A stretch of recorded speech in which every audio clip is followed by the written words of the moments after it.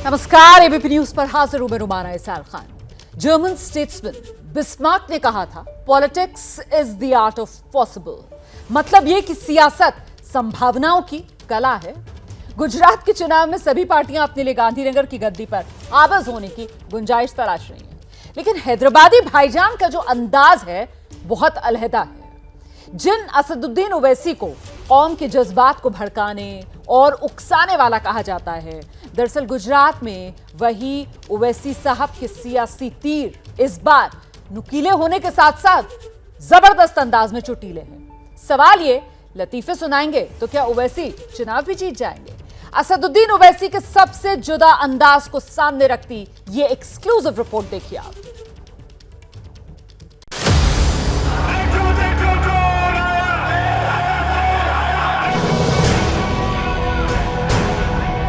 मैं अगर गुजरात को आया हूं तो एक ही मकसद है, आप नेता बने।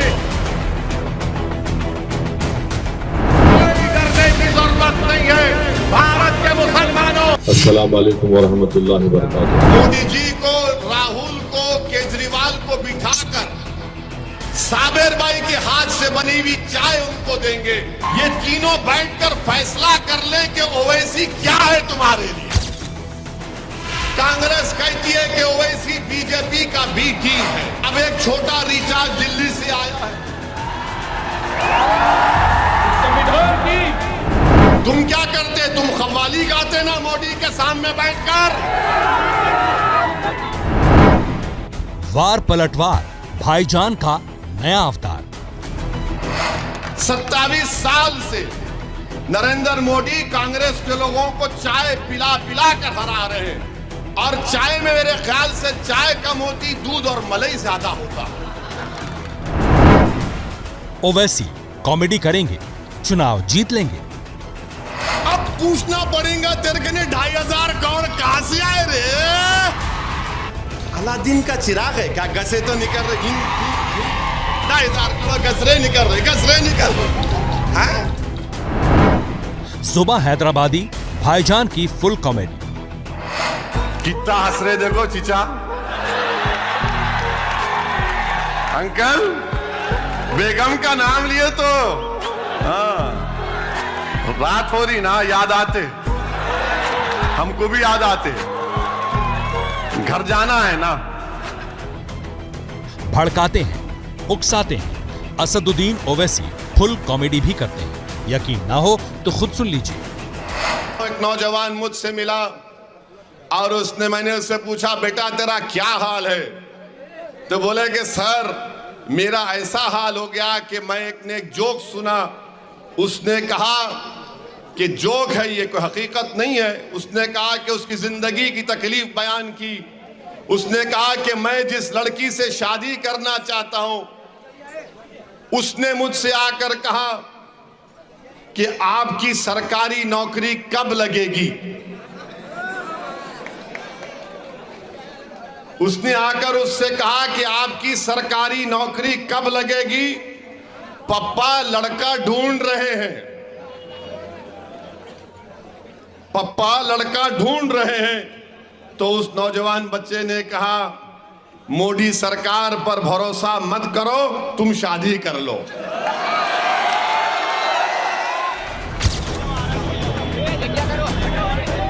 किस्से हैं, कहानियां हैं। ओवैसी के सियासी तरकश में हर तरह के तीर हैं। गुजरात में वोटिंग की तारीख जैसे जैसे करीब आ रही है, असदुद्दीन ओवैसी के सियासी तीर और नुकीले और चुटीले होते जा रहे हैं। बोले लोग आपको भड़काऊ भाईजान बोलते हैं। मैंने कहा भड़काऊ के तक समझ गया मैं, मगर अगर भाईजान बोलेंगे तो रिश्ता नाजुक हो जाएगा, याद रखना। मत बोलो, भड़काऊ कह दो। भाईजान बोलेंगे तो फिर हम घर में भाईजान किसको बोलते आपको नहीं मालूम। तो बोले क्या बोलते? मिला छोड़ दो, इसी पर बात ले लो, चले जाओ, वरना तुम तकलीफ हो जाएगी। ओवैसी को भाईजान बोला जाना पसंद नहीं, तो वोट कटवा वाला तंज भी तीर की तरह चुभता है। इसलिए विरोधियों को खरी खरी सुनाने में देर भी नहीं करते। कांग्रेस जिम्मेदार है 27 साल से अगर भाजपा गुजरात में जीत रही है तो। मगर कांग्रेस के लोग क्या बोलेंगे? नहीं नहीं, ओवैसी आने की वजह से भाजपा जीतेगी। बोलते हैं ना। ये वोट काटेगा। अरे मैं काटने नहीं आया हूं, मैं मिलाने आया हूं, हक लेने आया हूं गरीबों का। अब 182 में से अगर हम 13 लड़ रहे हैं तो बचे 169, बचे ना। आप पूरे जीत जाओ, कौन रोक रहा आपको? वैसे कांग्रेस ही नहीं, हैदराबादी भाईजान बीजेपी को भी कहां बख्शते हैं, ये किस्सा तो सुनिए। यहां के बीजेपी के एमएलए बोले, प्रेस का स्टेटमेंट है, मैं 2,500 करोड़ दिया तो कर्नाटका का मुख्यमंत्री बन जाता हूं। अब पूछना पड़ेगा तेरे के ने 2,500 करोड़ कहां से आए रे? अलादीन का चिराग है क्या? गसे तो निकल रहे, 2,500 करोड़ गसरे निकल रहे। AIMIM पहली बार गुजरात में विधानसभा चुनाव लड़ रही है। गुजरात में ओवैसी की पार्टी 14 सीटों पर चुनाव लड़ रही थी। कांग्रेस के सपोर्ट में बापूनगर सीट से AIMIM कैंडिडेट ने नाम वापस लिया। अब गुजरात की 13 सीटों पर AIMIM के उम्मीदवार मैदान में हैं। ओवैसी जानते हैं कि गुजरात के करीब 10% मुस्लिम वोटरों में सेंध लगानी है, तो सिर्फ सियासी वार पलटवार से ही काम नहीं चलने वाला। तीखी तकरीरों के साथ साथ थोड़ा पर्सनल टच भी देना जरूरी है। जरा सुनिए। इतनी मोहब्बत मेरे से क्यों करते भाई आप? अब तो मेरी दाढ़ी भी वाइट होना शुरू हो गई, बट मैं जवान हूं अभी भी। शेर के दाढ़ी वाइट हो गई तो क्या उसकी मुच्छों को हाथ लगा सकते? नहीं लगा सकते ना।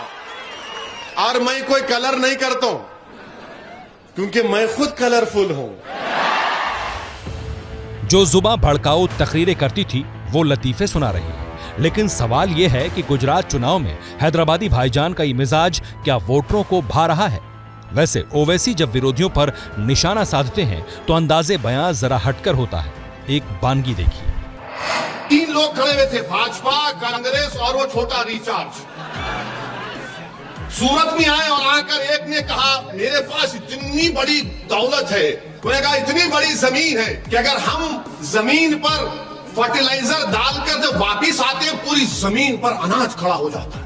तो वो दिल्ली का छोटा रिचार्ज बोला, हाँ इतनी जमीन तेरे पास है कि फर्टिलाइजर डालते हैं और वापिस आए जब तक अनाज उग जाता? बोले हाँ उग जाता। उसने बोला ओ हो, ये तो लंबी छोड़ा, मुझे भी लंबी छोड़नी चाहिए।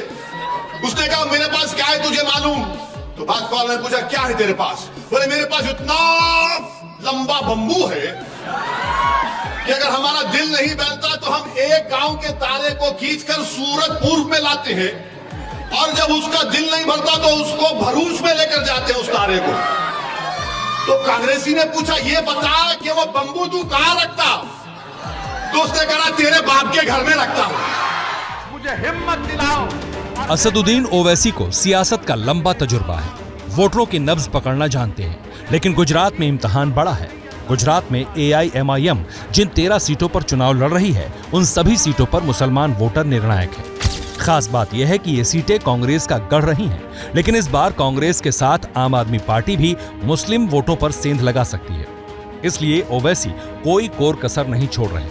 हर दांव आजमाया जा रहा है, तकरीरों के बहाने हंसाया जा रहा है। मोदी जी गुजरात में आके बोलते मैंने गुजरात को बनाया, मैंने गुजरात को बनाया। मैं तो कहूंगा मोदी जी आपने सबको बना दिया, आपने सबको बना दिया, आपने सबको बेवकूफ बना दिया। आने 2014 में भारत के प्रधानमंत्री जब यहां गुजरात के मुख्यमंत्री थे, उन्होंने कहा था गुजरात में बाहर से पैसा आएगा ब्लैक का और हर एक के अकाउंट में 15-15 लाख डाल दिया जाएगा। जानते हैं कि ओवैसी सियासतदान है जिनका पहला टारगेट मुसलमान वोटर है, लेकिन क्या इसे सिर्फ सियासत का तकाजा मानकर खारिज किया जा सकता है? ओवैसी क्यों सिर्फ मुसलमानों की ही बात करते हैं? देश के चुनावी राज्यों में ओवैसी यही करते रहे। अब बारी गुजरात की है, लिहाजा आने वाले दिनों में हैदराबादी भाईजान की सियासत के कई और रंग आने बाकी है। कितना हंस रहे देखो चीचा, अंकल बेगम का नाम लिए तो बात हो रही ना, याद आते, हमको भी याद आते, घर जाना है ना। देखिए 2017 की अगर बात की जाए तो गुजरात विधानसभा चुनाव की चर्चा राहुल गांधी के मंदिर दौरे की वजह से खूब हो रही थी। तब राहुल गांधी कई मंदिरों में पूजा अर्चना करने जाते थे और इस बार राहुल जो हैं वो चुनाव के माहौल में गुजरात से दूर हैं, लेकिन कांग्रेस नेताओं के बयान की वजह से फिर से मंदिर मस्जिद गुजरात में मुद्दा बन रहा है।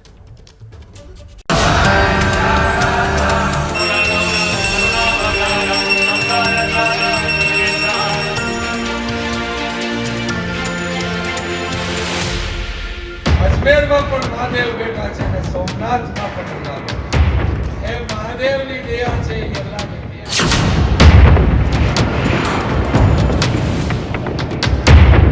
कांग्रेस पार्टी और तुष्टीकरण हमेशा ही एक साथ दौड़ते रहे। ये जो इनकी दौड़ होती है ना चुनाव के समय, ये हमेशा तुष्टीकरण के साथ ही होती है।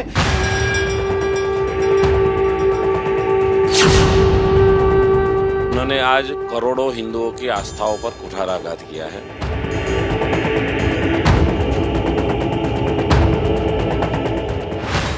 मैं तो ये मानता हूँ सिर्फ हिंदुओं की आस्थाओं पर नहीं, मुस्लिमों की आस्था पर भी उन्होंने कुठाराघात किया है। અજમેરમાં પણ મહાદેવ બેઠા છે ને સોમનાથમાં પણ અલ્લાહ બેઠા છે. राजकोट विधानसभा सीट से गांधीनगर पहुंचने के लिए इंद्रनील राजगुरु ने पहले पार्टी बदली, केजरीवाल का साथ छोड़कर कांग्रेस का हाथ थामा। अब चुनावी रण में अपनी जीत पक्की करने के लिए वही कांग्रेसी फॉर्मूला अपना रहे हैं जिसे विपक्ष तुष्टीकरण कहता है और कांग्रेस समन्वय का नाम देती है। અજમેરમાં પણ મહાદેવ બેઠા છે ને સોમનાથમાં પણ અલ્લાહ બેઠા છે. એ મહાદેવની દયા છે, એ અલ્લાહની દયા છે. મારી દ્રષ્ટિએ મહાદેવ ને અલ્લાહ એક જ છે. બોલો અલ્લાહુ અકબર. सोमनाथ मंदिर में अल्लाह और अजमेर में महादेव को देखना इंद्रनील राजगुरु की सियासी मजबूरी है।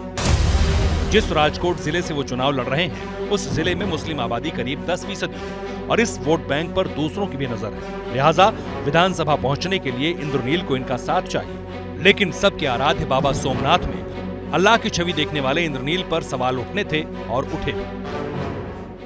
कभी मंदिरों की परिक्रमा करनी शुरू करते हैं, कभी अपने कोर्ट के अंदर से जनेऊ दिखाना शुरू करते हैं, तो कई उनके नेता हैं कि वो फिर जाति धर्म संप्रदाय के ऊपर बात करके वोट बटोरने का काम करते हैं। अंग्रेज चले गए लेकिन उनकी सोच कांग्रेस ने आज भी अपनाई हुई है, बांटो और राज करो।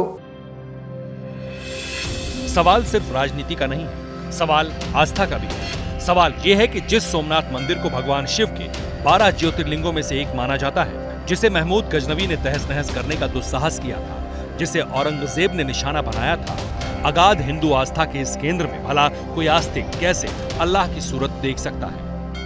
ये संत समिति कांग्रेसी नेता के इस बयान का तीव्र निषेध करती है।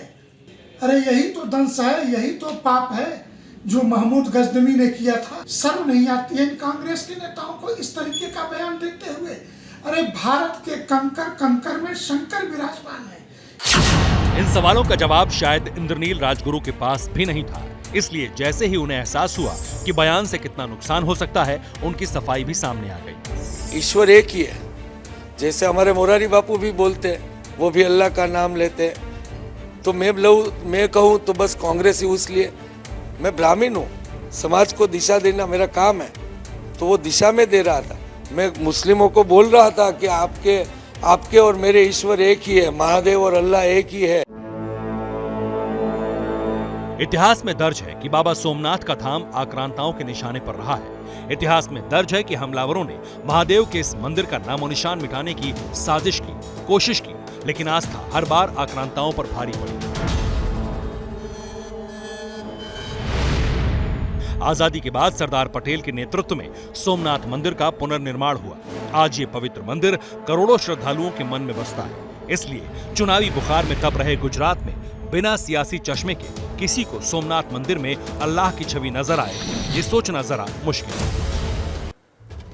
गुजरात में पहले चरण के मतदान से पहले फिर प्रधानमंत्री मोदी धुआंधार प्रचार कर रहे हैं। आज पीएम मोदी ने भरूच, खेड़ा में रैली की। उसके बाद पीएम अब सूरत पहुंच चुके हैं। सूरत पहुंचने पर पीएम मोदी का भव्य स्वागत हुआ है। उसी सूरत शहर में पीएम के पहुंचने से पहले आम आदमी पार्टी के मुखिया अरविंद केजरीवाल ने चुनावी भविष्यवाणी भी की। अरविंद केजरीवाल ने कहा, अब की बार गुजरात में आम आदमी पार्टी की सरकार बनेगी।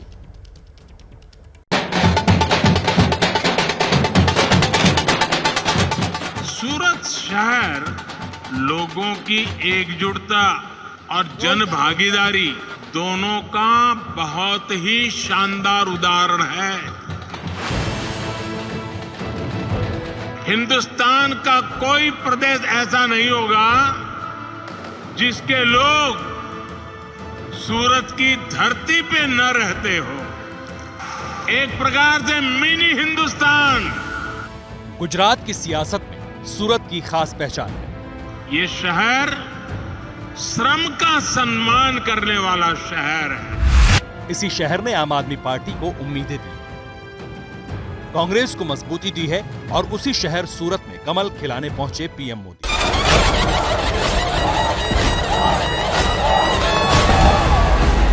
सूरत एयरपोर्ट से पीएम का काफिला बाहर निकला तो दिखा कि गुजरात में नरेंद्र मोदी का मतलब क्या है।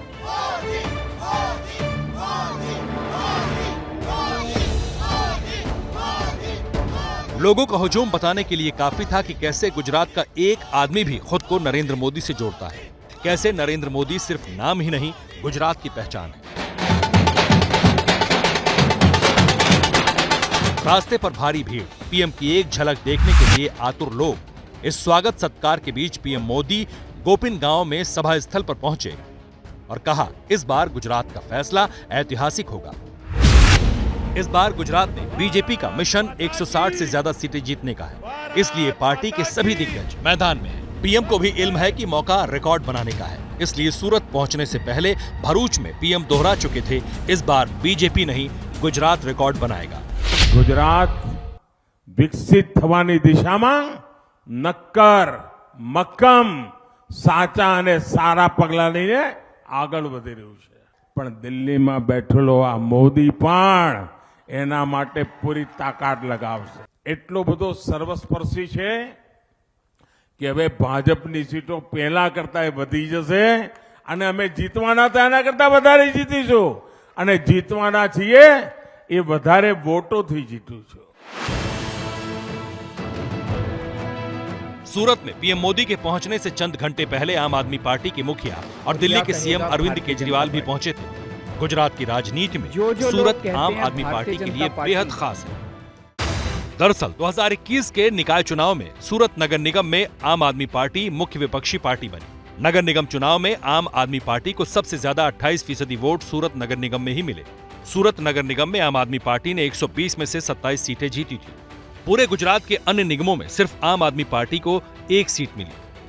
इसलिए केजरीवाल को उम्मीद है कि सूरत के रास्ते वो गुजरात की सत्ता पर काबिज हो सकते हैं। इसलिए सूरत पर मंच से केजरीवाल ने वो कहा जिसे वो राजनीतिक भविष्यवाणी कहते हैं। सुनिए कि कैसे केजरीवाल गारंटी दे रहे हैं कि गुजरात में अब की बार आम आदमी पार्टी की सरकार बनेगी।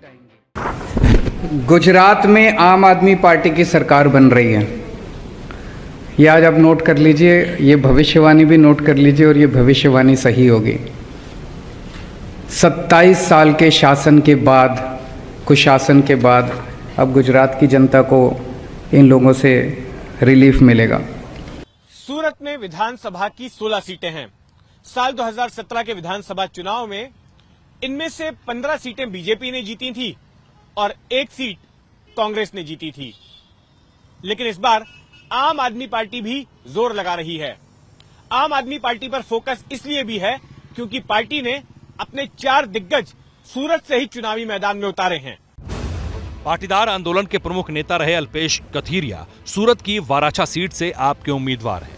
कटारगाम सीट से आम आदमी पार्टी के प्रदेश अध्यक्ष गोपाल इटालिया मैदान में हैं। ओलपाट सीट से पाटीदार आंदोलन के प्रमुख चेहरों में शामिल रहे धार्मिक मालवीय आम आदमी पार्टी के टिकट पर चुनाव लड़ रहे हैं। करंज सीट से आम आदमी पार्टी के प्रदेश महासचिव मनोज सरोठिया चुनाव लड़ रहे हैं।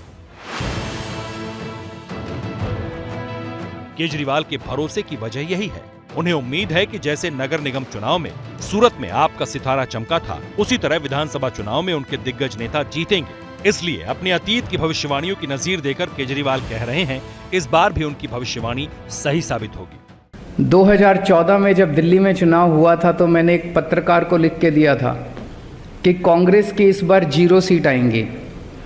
किसी ने यकीन नहीं किया, लेकिन उस चुनाव में कांग्रेस की 0 सीट आई थी। पंजाब के चुनाव में मैंने कई सारी भविष्यवाणियां की थी। मैंने कहा था नवजोत सिंह सिद्धू हारेंगे, चन्नी साहब दोनों सीटों से हारेंगे, बादल साहब का पूरा परिवार हारेगा। जिस सूरत की जमीन से केजरीवाल ने भविष्यवाणी की, उसी सूरत में पीएम के स्वागत की तस्वीरें बता रही हैं कि जमीन पर बीजेपी की पकड़ कितनी मजबूत है। राहुल गांधी की भारत जोड़ो यात्रा का राजस्थान में रूट फाइनल हो चुका है और इसके लिए राजस्थान की अशोक गहलोत सरकार हाईवे पर ब्रेक लगाने वाली है। खबर जो मिल रही है उसके मुताबिक भारत जोड़ो यात्रा के राजस्थान की सीमा में दाखिल होते ही झालावाड़ और कोटा नेशनल हाईवे नंबर 52 को कम से कम 4 दिन के लिए बंद कर दिया जाएगा। हालांकि प्रशासन डायवर्जन रूट के जरिए आवाजाही सामान्य रखने का दावा कर रहा है, लेकिन हाईवे बंद करने के फैसले से आम लोगों को बड़ी परेशानी होने वाली है।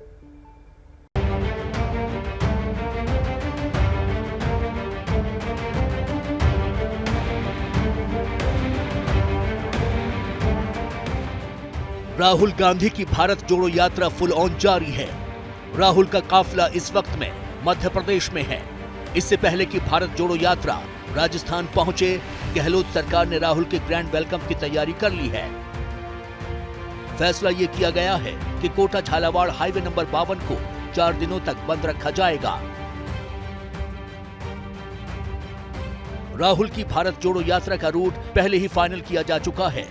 तय रूट के मुताबिक 4 दिसंबर को यात्रा मध्य प्रदेश से राजस्थान के झालावाड़ में घुसेगी। इसके बाद 7 दिसंबर को कोटा सिटी में यात्रा है। झालावाड़ से कोटा तक यात्रा में कोई बाधा न हो, इसके लिए 4 से 7 दिसंबर तक हाईवे नंबर 52 को पूरी तरह बंद ही कर दिया जाएगा। हालांकि प्रशासन का दावा है कि हाईवे पर गाड़ियों की आवाजाही सामान्य रखने के लिए डायवर्जन रूट तैयार किया गया है, लेकिन हकीकत ये है कि हाईवे बंद होने से वाहनों को करीब 100 किलोमीटर तक का चक्कर लगाना पड़ सकता है। यात्रा कोटा झालावाड़ जिले में प्रवेश करेगी। उसी दिन से इस रूट पर जाने वाले ट्रैफिक को पूरी तरह से डाइवर्ट करना, ये हमारा मुख्य ध्येय रहेगा। लोगों को इस संबंध में हम समय पूर्व बताने की कोशिश करेंगे कि चूंकि वहाँ से यात्रा आ रही है, इसलिए इस रूट पर यात्रा नहीं करके किसी अन्य मार्ग को चुने, अन्य विकल्प जो भी उपलब्ध हैं वहाँ से यात्रा करें। राहुल की भारत जोड़ो यात्रा के स्वागत के लिए गहलोत सरकार के बड़े मंत्री तैयारियों में जुटे हैं। हाईवे बंद होने से आम लोगों को भले परेशानी हो, लेकिन कांग्रेस कार्यकर्ताओं का जोश हाई है। वैसे भी भारत जोड़ो यात्रा के रूट में राजस्थान पहला ऐसा राज्य है जहां कांग्रेस अपने दम पर सरकार में है। आधिकारिक घोषणा नहीं है, कोई पत्र नहीं आया विभाग की ओर से कि ऐसे 3-4 दिन का डायवर्जन रहेगा। वो तो जो व्यवस्थाएं हैं ताकि ट्रैफिक भी परेशान नहीं हो, तो उसको मद्देनजर रखते अगर इसी को व्यवस्था की जाए तो मैं समझता हूँ उसमें कोई गलत नहीं है। राजस्थान में राहुल की भारत जोड़ो यात्रा कोटा से 8 दिसंबर को बूंदी जिले से होकर सवाई माधोपुर की तरफ निकल जाएगी। दौसा और अलवर में यात्रा का अंतिम पड़ाव होगा। यात्रा के दौरान राहुल गांधी की सुरक्षा के लिए 3 लेयर की सिक्योरिटी रहती है। राहुल गांधी के पास सिर्फ वही जा सकते हैं जिन्हें अनुमति मिलती है, बाकी पदयात्री पीछे पीछे चलते हैं। भारत जोड़ो यात्रा के करीब 60 कंटेनर चल रहे हैं, जिनमें कार्यकर्ताओं के ठहरने और बाकी सुविधाओं का इंतजाम रहता है।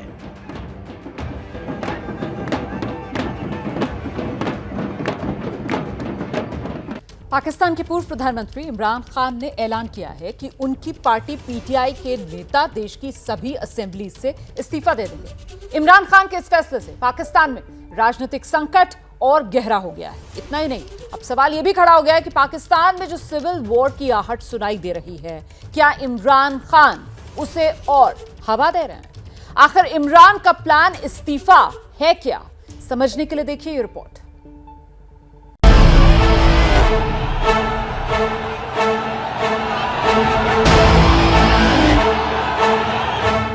जिस बात का डर था पाकिस्तान में अब वही हो रहा है।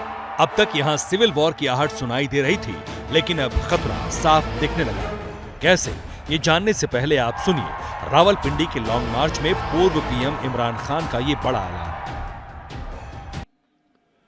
हमने फैसला किया है कि हम सारी असेंबलियों से निकलने लगे हैं।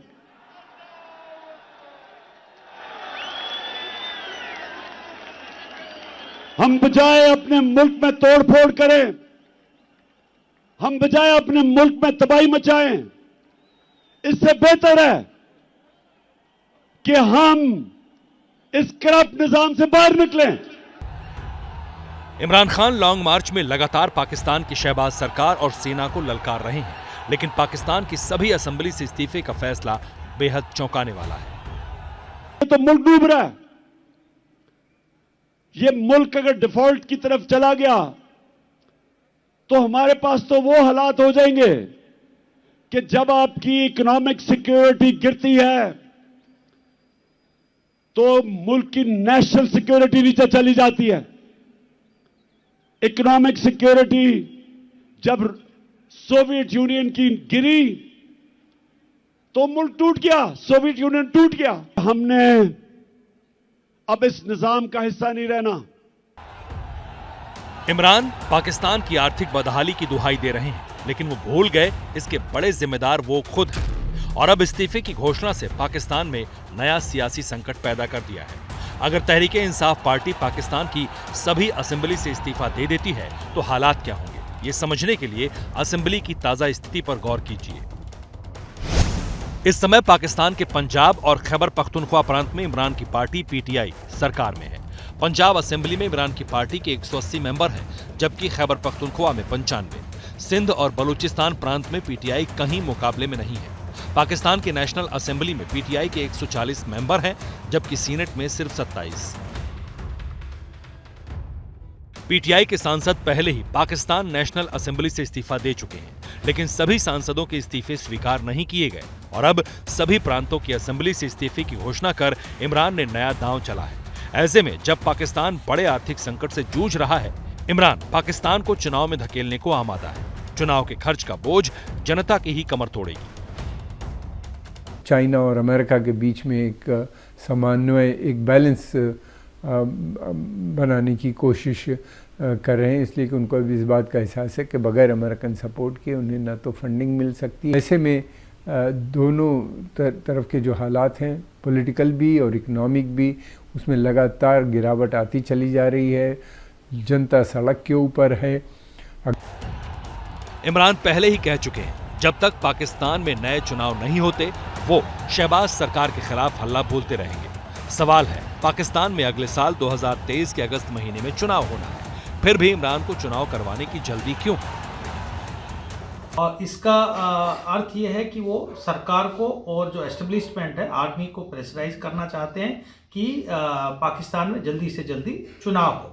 उससे जो अपोजिशन अलायंस है, पीपीपी और पाकिस्तान मुस्लिम लीग, वो घबराए हुए हैं कि अगर कहीं जल्दी इलेक्शन हो गए दबाव में या आर्मी ने कोई इस तरीके की भूमिका निभा दी तो निश्चित रूप से इमरान खान की पार्टी जो तहरीक इंसाफ है उसको बढ़त मिलेगी। और पाकिस्तान की आवाम इमरान के दावे और वादों की हकीकत पहले ही देख चुकी है।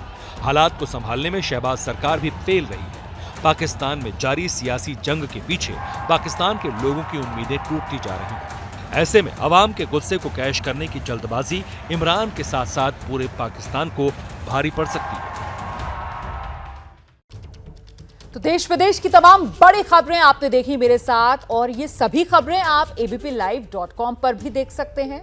डाउनलोड कर सकते हैं आप एबीपी लाइव ऐप। जैसे ही घड़ी का काटा दोपहर 2:30 पे आए, बबीता जी का दिल सास बहू साजिश के लिए मचल जाए। और ये है इनकी बहू, पूरे दिन ऑफिस की टेंशन हो जाए गॉन जब ये करें अपना फेवरेट शो फ्री टाइम पे ऑन। इनकी तरह आप भी देखिए अपना फेवरेट शो अपने टाइम पर और डाउनलोड कीजिए एबीपी लाइव ऐप अपने स्मार्ट टीवी पर।